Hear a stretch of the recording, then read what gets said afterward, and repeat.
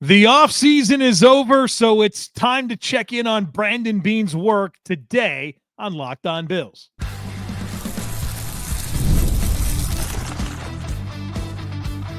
You are Locked On Bills, your daily Buffalo Bills podcast. Part of the Locked On Podcast Network, your team every day. What's up, Bills Mafia? It's Joe Marino, author of the Herd Mentality Substack, co-host of the Locked On NFL Scouting Podcast, co-host of the NFL First Read Podcast, and I'm your host of Locked On Bills. Want to thank you for making Locked On Bills your first listen every day, and a big welcome and shout out to our everydayers. You know who you are. Those of you who never miss a single episode, I appreciate y'all being here very, very much. I'd also like to invite you to subscribe or follow for free on YouTube or wherever you listen to podcasts. We're part of the Locked On Podcast Network, your team every day. Today's episode is brought to you by FanDuel. Right now, new customers can get $150 in bonus bets when your first $5 bet wins. Well, folks, welcome in. And as I said in the cold open, the offseason is over. And I sat before you for a podcast on March 3rd, and I delivered Brandon Beane's offseason to-do list. And today, I want to reflect back on that exact list and see how Brandon Beane did. If you're listening to this on July 22nd, this is the day that the Bills report for training camp. The first practice is Wednesday, the 23rd at 9:45 a.m. Eastern time. And we'll get the first practice. We'll get the first press conferences. A lot of information is going to be coming. A lot of new information is going to be coming. But before all of that happens, I want to reflect on Brandon Beane's work and what he got done. And if you remember that March 3rd episode, I broke down the needs that needed to be addressed into three categories: primary needs, secondary needs, and ancillary needs. And I want to go through each one and talk about what the answer was, how I feel about the answer, and then at the end, we'll talk about the cherry on top. I think the forgotten part of the Bills offseason when you look at it in totality, because it's over, right? The offseason is over. Training camp is here.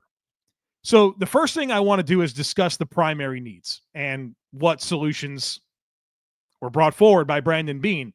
But we also need to acknowledge that the Bills entered the offseason north of $10 million over the salary cap. So they had to make some moves to create some cap space. Among those moves, releasing Von Miller, some restructures, some extensions that helped create cap space. So it's important to know that it's not like this was a Patriots offseason where they entered with $120 million in available cap space. The Bills were double digits over the cap. So that's an important lens to keep in mind as we consider this. But I identified four primary needs for the Bills entering the offseason. Defensive end, I said they needed an impact player at defensive end. I said they needed an impact player at defensive tackle. They needed an impact player at corner. And they needed a wide receiver that can beat man coverage.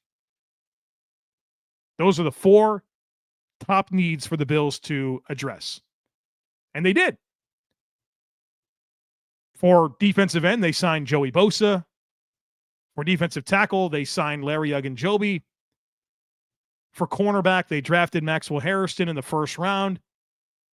And for wide receiver, they signed Josh Palmer.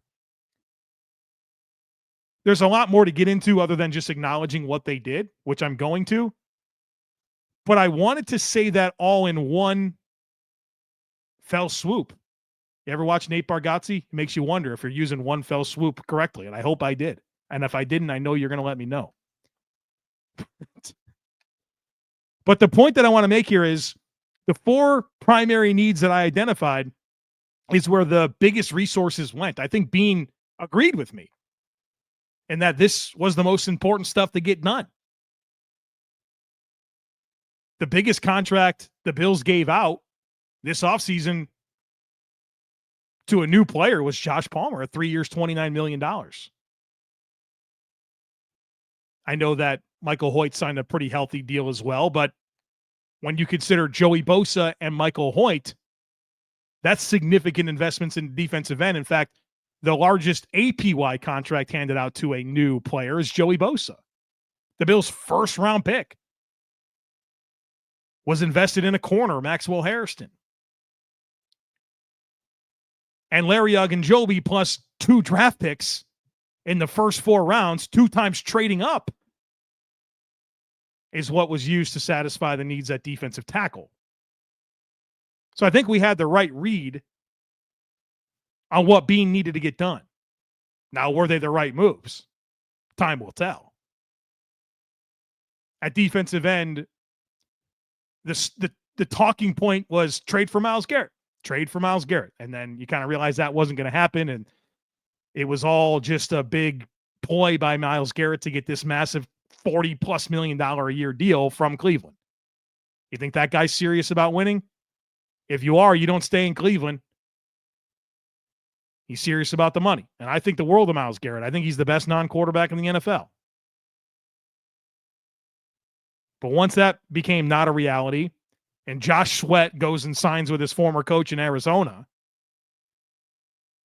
and you realize the Trey Hendrickson piece is not really going to happen either, it's like, okay, I guess we'll try Joey Bosa and see what he can offer. Of course, if he's healthy, we know what he can offer. He's a premier defensive end in the league. So obviously health is the question there, but it kind of got to the point where, hey, this is a primary need and we've got to take a swing. And that's where they landed. My initial commentary on Joey Bosa before he was a Bill was, yeah, I like the player, but I'd let someone else find out if he can stay healthy. Well, I think the Bills were kind of in that spot where they felt like that was the right thing to do. And of course, they also bring in Landon Jackson, which we'll talk about, but they needed a starter. They needed an impact player, and Joey Bosa can be that. Let's hope he stays healthy. Defensive tackle, Larry Ogunjobi, obviously there's a level of disappointment there because of the suspension. He's going to miss 6 games, and so I think that plays into Larry Ogunjobi plus 2 draft picks, 2nd and 4th round picks that the Bills traded up for each of those players in TJ Sanders and Deion Walker. And then your number 1 pick is in Maxwell Harrison. And what really excites me about Maxwell Harrison, I guess there's a number of things, but more than anything, it's the dynamic physical traits that he has, the speed, the change of direction, the quickness. I think it changes the way the Bills can play defense and cover. And I love the idea of him in Benford. So pretty clear that the most significant resources went to the most significant needs. And then Josh Palmer, 3-year, $29 million deal. The note that I had at wide receiver and what the Bills needed was they needed somebody who can beat man coverage. Well, we've been through all the advanced metrics out there. Josh Palmer is top 10 in the NFL in win rate against man coverage. People are going to point to the stats. Well, he's first 3 years of his career, he's behind Keenan Allen and Mike Williams and Austin Eckler for targets. He has 3 offensive coordinators in 4 years last year. The Chargers threw the ball less than the Bills. So, yeah, the volume stats aren't impressive, but the tape is, the route running is, the skill set is. And it's not like the Bills gave him $1 bazillion. It's $9.7 million a season. And I think the flavor right now is Elijah Moore at receiver, and we'll talk about him in a little while, but don't forget Josh Palmer. This was a priority signing for the Bills. They gave him a healthy deal, 3-year deal. And I'm excited to see how he factors into this offense and if he can truly be that man beater on the outside that commands a little respect from opponents, where the Bills might face a little less man coverage, open up the middle of the field more for Khalil Shakir and Dalton Kincaid. There's a big cause and effect domino that exists if Josh Palmer can be this player the Bills envision him to be. Same with Keon Coleman. Keon Coleman and Josh Palmer can become separators against man coverage on the outside, like game over for defenses. You have no plan. You have no prayer against this Bills offense with the dual threat nature of Josh Allen, with the rushing offense, with the middle of the field targets. So So primary needs, receiver, DN, D-tackle, corner. The Bills address them with Josh Palmer, Joey Bosa, Larry Ogunjobi, Maxwell Harrison. All right, coming up next, we're going to get into the secondary needs, how the Bills addressed those, and I want to tell you about a live event that I'll be part of next week in Rochester. So, folks, be sure to stick with me.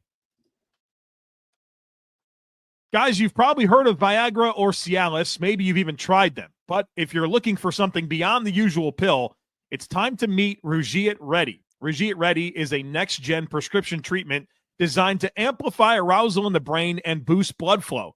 Unlike the usual pills that can take hours, Rugiet's 3-in-1 formula dissolves under your tongue and kicks in fast, on average, in 15 minutes. Effects can last up to 36 hours, so you can stay confident and in control when the moment is right. If traditional options haven't worked, Rugiet might be the answer. Over 150,000 men have already made the switch. Head to Rugiet.com/LockedOnNFL and use code LockedOnNFL to get 15% off today. That's RUGIET.com/LockedOnNFL and use promo code LockedOnNFL for 15% off. Individual results may vary with prescription treatment. Compounded drugs are permitted to be prescribed under federal law, but are not FDA approved and do not undergo FDA safety, effectiveness, or manufacturing review. Please visit the Rugiet website for full safety information. All right, folks, welcome back. I teased at the end of the first segment that I'd be part of a live event in Rochester. Let me tell you about that. Wednesday, July 30th in Rochester at the Focus Theater. I'll be part of an event that is called Tailgate Talk with Joe Marino. We'll have a tailgate at 6:30. We'll do a live pod at 7:30. And I'm very excited for this. And I'd invite you to attend. Now, this is a ticketed event. And I do want to make it abundantly clear that all proceeds for this event goes to Miss Julie's School of Beauty, which is a nonprofit cosmetology school in Rochester that strictly serves at-risk students who are victims of sex trafficking. And they will earn a cosmetology degree, and then they're interviewed for permanent jobs. And so I was approached by the Focus Theater to do this event, and I'm very thankful for the opportunity. I'm excited for the opportunity. It sounds like it's going to be a great event. I know they're working hard to really make this a lot of fun, especially with the tailgate, and then we'll do the live pod as well. But I said, look, I want this to be something that we use for a fundraiser to help something local in Rochester, and I couldn't think of a better opportunity than to raise funds for Miss Julie's School of Beauty that serves the at-risk students who are victims of sex trafficking. And so I'm excited for what we're going to be able to get done for that, but also the fun that we're going to have that night. If you want to attend, act fast. There's a link in today's show notes. So go to the show notes. There's a link in today's show notes that'll take you right to the page where you can get tickets. Tickets are $20. And I gave our subtext community first dibs on tickets over the weekend, and we have less than half of the inventory remaining. So don't wait. If you want to come and you're on the fence, get the tickets. I've been informed that it's highly unlikely that any tickets will be available at the door. So there's a link in today's show notes for Tailgate Talk with me, Joe Marino, Wednesday, July 30th, Rochester at the Focus Theater. I'm also doing an event on Thursday night, Sunny Reds in Lackawanna with Pat Moran. We'll get more details on that as they become more clear. But I'll be at training camp next week. I'm driving in on Saturday. I'll be at practice Sunday, Monday, Tuesday, Thursday. The Bills don't have practice Thursday, but we're doing the event on Wednesday. Practice on Thursday, and I'll be at the Blue Red on Friday, drive back on Saturday. So I'll be able to take in 5 practices. And of course, I'm excited for the live events, and I'm excited to give you the firsthand information of me being there on the sidelines, taking in these practices and telling you what I see. So again, if you want to get to this event, I'd love to see you. I want to meet you, but you got to get the tickets through the link in today's show notes. Again, all proceeds. I'm not making money off of this. This is a fundraiser for Miss Julie's School of Beauty. All right, so we talked about the primary needs and how they were addressed. Now let's talk about the secondary needs. I had 3 secondary needs for the Bills. Number 1 was defensive end depth. And I mean, it's a big talking point with this team is getting more impact from the D-line, getting more impact in critical moments from the defensive line. And so it wasn't just about adding an impact starter, which we talked about Joey Bosa and how he can be that. You needed some more. And the Bills recognized that. And they bring in Michael Hoyt on a 3-year, $21 million deal. And they invested their 3rd-round pick in Landon Jackson, the defensive end out of Arkansas. So you stocked the cupboard pretty big here, and you've really turned it over. It's Greg Rousseau and Joey Bosa and Michael Hoyt and Landon Jackson to go with A.J. Epinesa and Javon Solomon. It's a very different-looking group compared to last year, where guys like Casey Tuill were making this team. Von Miller, part of the mix last year. He's not around anymore. Signed in Washington. I think it's a good spot for Von. I have a lot of questions about Washington and the amount of aging players that they've brought into the fray here. Zach Ertz, Laramie Tunsil, Deebo Samuel, Bobby Wagner, Von Miller. Y'all do you. Really liked how that team was shaping up, but they went and got all these old players. It's like, all right. I mean, I just don't feel like they had the offseason they needed to help close the gap against Philadelphia in that division. Anyways, we're not talking about Washington. Point being is that the Bills completely retooled this defensive end room, and it needed to be. Dwayne Smoot was part of that mix last year. And I think they also add some wrinkles here where obviously Michael Hoyt's an extremely intriguing player to add because of the versatility. And how do the Bills utilize the versatility, and how does the 6-week suspension affect things? Does the Bills defense have a completely different look and feel after the bye when Michael Hoyt's part of the mix? I'm curious to find out. Another secondary need that I had down was running back depth. Remember, Ty Johnson was a unrestricted free agent entering the offseason. So it was James Cook and Ray Davis back, and then you needed to add there. You needed the 3rd guy. The Bills' solution was to bring back Ty Johnson, which is the perfect solution. And I'm still very impressed with the value of this contract. 2 years, $5 million. Where Ty Johnson, who's kind of bounced around, drafted by the Lions, spent a few years there, went to the Jets, then comes to Buffalo, and he had a good year. I mean, obviously, not a super high volume contributor, but Josh Allen calls you the best 3rd down back in the league. You help on special teams. You can do kick return stuff, speed, passing down upside. For him to come back at 2 years, $5 million, when the stage was set for him to probably get the most lucrative contract of his career, I think that's a great value deal for Buffalo. Bringing him back was one of my high priorities this offseason, and the Bills got that done, and they got that done at a great value. I mean, $2.5 million a season. That's bordering on a minimum type deal. So great value there. And it's not just 1 year, it's 2 years, which is nice to know that regardless of what happens with James Cook, you got Ty Johnson for the next 2 years and you've got Ray Davis for the next 3. The other secondary need that I had was long snapper. Remember, the Bills entered the offseason with Reed Ferguson as an unrestricted free agent, and they got that deal done. Reed Ferguson back with the Bills. It's going to be weird. The day that Reed Ferguson is not the Bills' long snapper anymore, but he signed a 4-year, $6.5 million contract. So I think we will have to wait a lot longer for the day that Reed Ferguson is not the Bills' long snapper. So I know that snapper doesn't feel like a very important spot, and it was probably a formality to get that deal done, but you still got to get the deal done.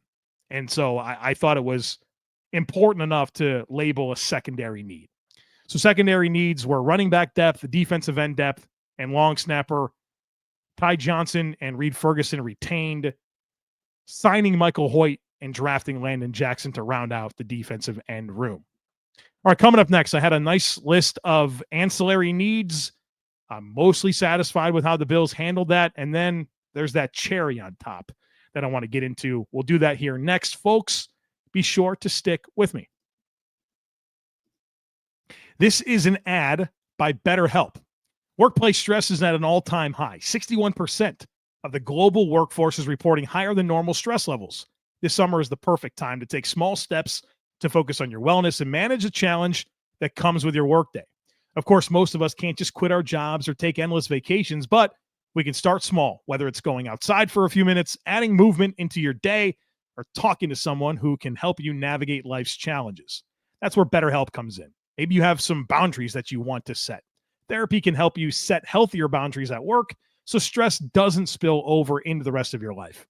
As the largest online therapy provider in the world, BetterHelp can provide access to mental health professionals with a diverse variety of expertise. Unwind from work with BetterHelp. Our listeners get 10% off their first month at betterhelp.com/lockedon. That's BetterHelp, HELP.com/lockedon. Summer sports are in full swing, and whether you're all about baseball under the lights, golf on the green, or high-stakes soccer action, FanDuel is the best way to make every game even more exciting. You're already following all the action, so why not make it a little more thrilling? With FanDuel, you can get in on the game while your friends are getting sunburned at the beach.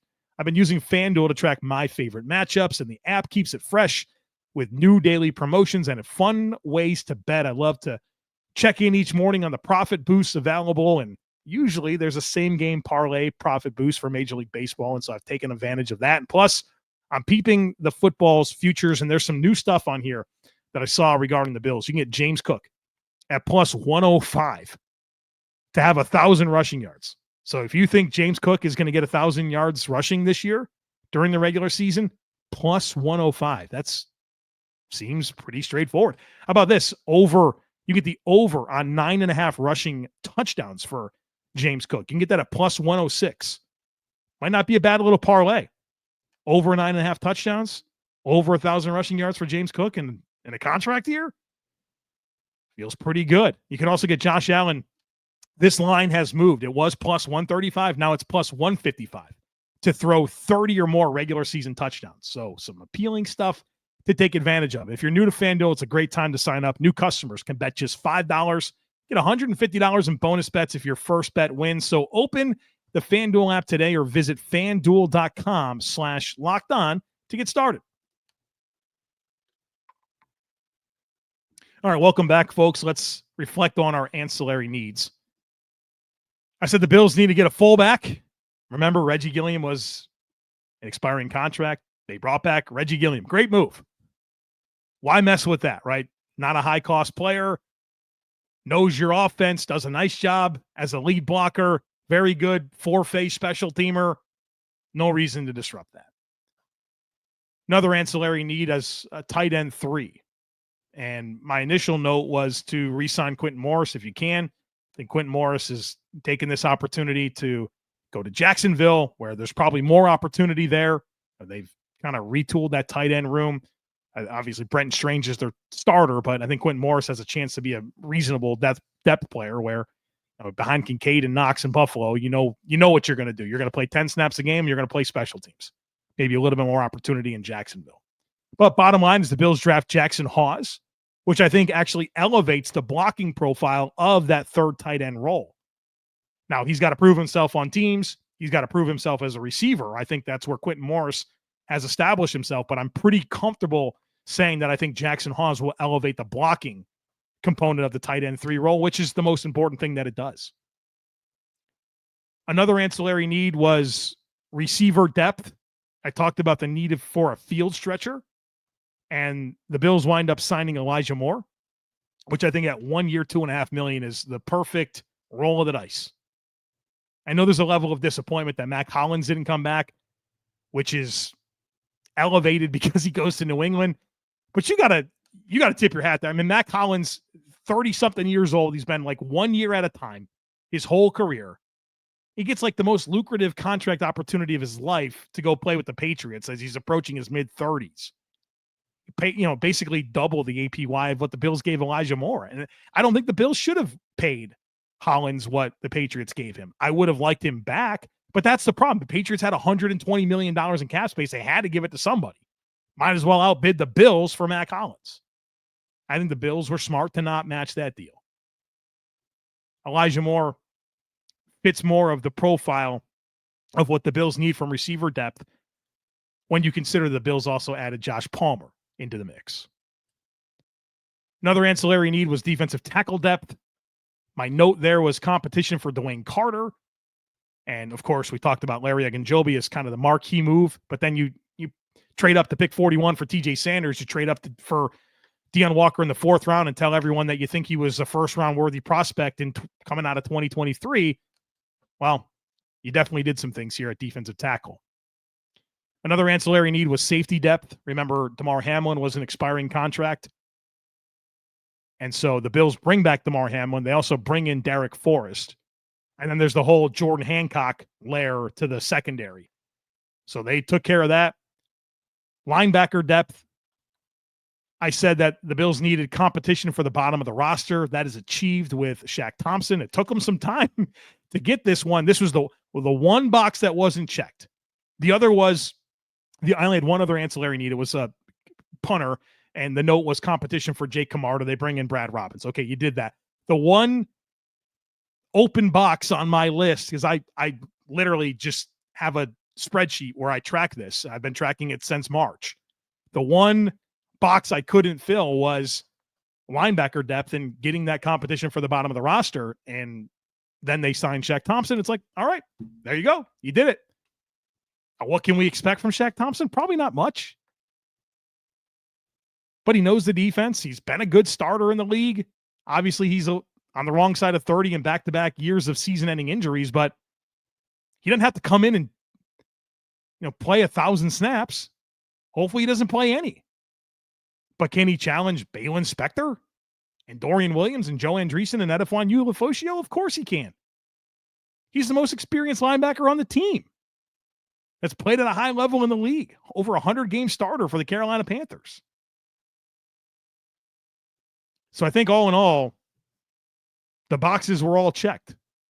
Maybe you wish a couple of them were different, but everything that I identified for Brandon Beane to get done, he got done. ESPN dropped their roster rankings a couple days ago. They had the Bills as the number 4 roster in the NFL. You know about my roster rankings, and I do them with Kyle Krabs every year. We have the Bills at number 3, and that's not factoring coaching. So just the roster, number 3. ESPN has them number 4. It's a good roster.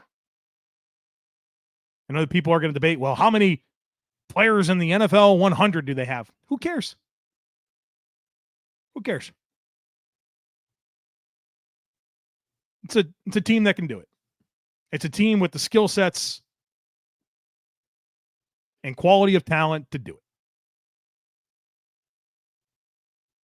Pretty impressive when you consider didn't have a whole lot of cap space. The cherry on top that I've teased a couple times is the extensions. Everybody gets caught up in all the new players, the new draft picks, the free agent signings. Don't forget Josh Allen, Khalil Shakir, Christian Benford, Terrell Bernard, Greg Rousseau, all signed team-friendly deals, let's be honest. Josh Allen comes in at $55 million a season, $5 million behind Dak Prescott, the same as Trevor Lawrence. Khalil Shakir, $13.3 million a season, the 27th highest paid receiver in the NFL. Christian Benford, $17.25 million a season. You saw the Sauce Gardner deal, it's $30. J.C. Horn's $25. Pat Surtain's in that same range.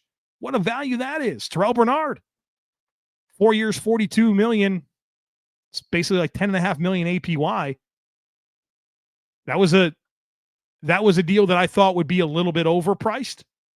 I thought he could get maybe like 15, and it came in a lot better. It came in appropriate, which I feared that it wouldn't. I feared that was going to be the deal where I was going to be like, ugh, that was the overpay. Nope, came in appropriate. And then Greg Rousseau at 4 years, $80 million is a heck of a value. You saw what the Chiefs just gave George Karlaftis. Greg Rousseau is a much more complete football player than George Karlaftis, including the pass rush. And you're going to point to George Karlaftis in that he has better sack production. You're right, he does. He also plays for a blitz aggressive scheme that opens runways for a guy that runs fast in a straight line in George Karlaftis. A lot of unblocked cleanup sacks. The pressure numbers, not comparable. The pass rush win rate, not comparable. The run defense, not even close to comparable. The Bills got Rousseau for significantly less than George Karlaftis. So there you have it, folks. Brandon Beane's checklist. We've checked in on the checklist. Find myself pretty satisfied. I really do. And now the story will unfold. Training camp.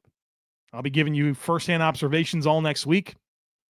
We'll be curating all the information coming out, breaking it down here for you. Going to do Bill Squad Live next week with Jeremy from St. John Fisher. Of course, Jerry Ostrowski in the mix. There's going to be preseason games, all 22 reviews, articles, filling up the Substack. It's here, folks. It is here. And I'm excited to talk you through this entire season. So don't miss anything. Make sure that you are subscribed. Would love it if you took a second to rate, review, and share the podcast. Have a great rest of your day. Go Bills. And I look forward to catching up with you again real soon.